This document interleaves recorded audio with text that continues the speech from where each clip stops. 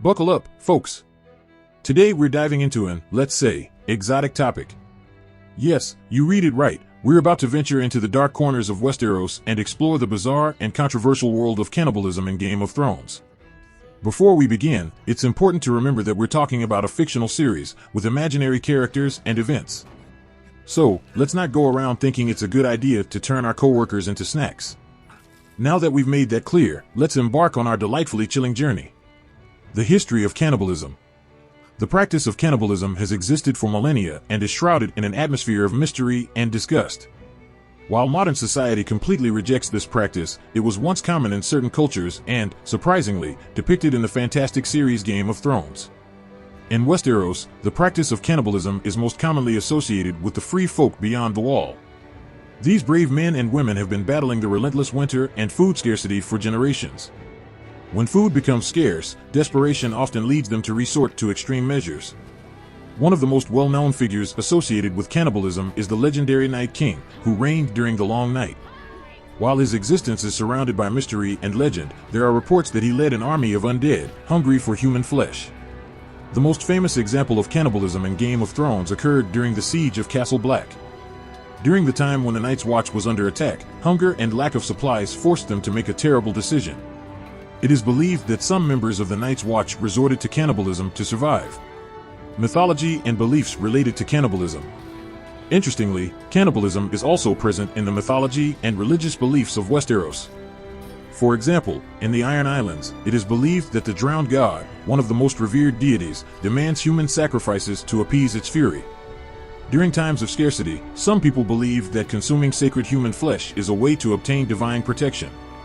Another mysterious figure associated with cannibalism is the Harlaw mermaid, a legendary creature said to feed on unsuspecting sailors navigating the treacherous waters of Westeros.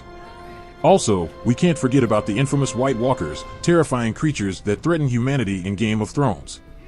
While they don't directly feed on human flesh, they consume the life essence of people, turning them into undead to expand their army. They also have the habit of impaling their enemies on stakes, a terrifying and sinister sight that surely scares anyone. But how does all of this relate to the story of Game of Thrones? Well, the series presents a brutal and relentless world where hunger and war are constant. In times of scarcity and desperation, it's natural for people to be driven to extreme acts to survive. Cannibalism, therefore, is a way to show how far the characters are willing to go to protect their lives and those they love. The free folk beyond the wall, for example, are a group that is constantly in conflict with the other inhabitants of Westeros. They are portrayed as barbaric and primitive, but in reality, they are a much more egalitarian and supportive society than many others seen in the series.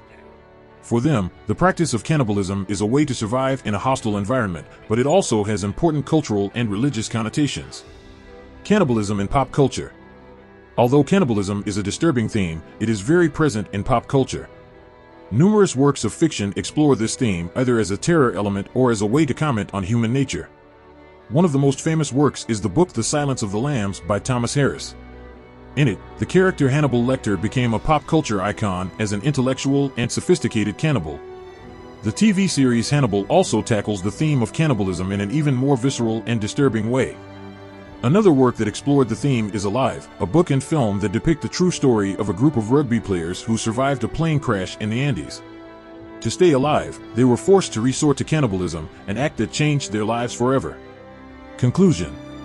Well, we've reached the end of this dark and fascinating journey through the world of cannibalism in Game of Thrones. I hope you've learned something new and had as much fun as I did. And, of course, let's not forget that the practice of cannibalism is extremely condemnable and should not be encouraged under any circumstances.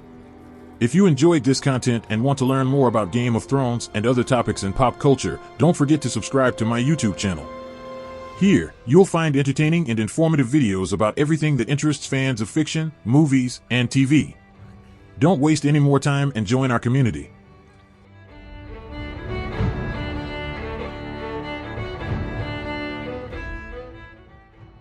If you liked the content, don't forget to like and subscribe to the channel. I'll stay here until next time.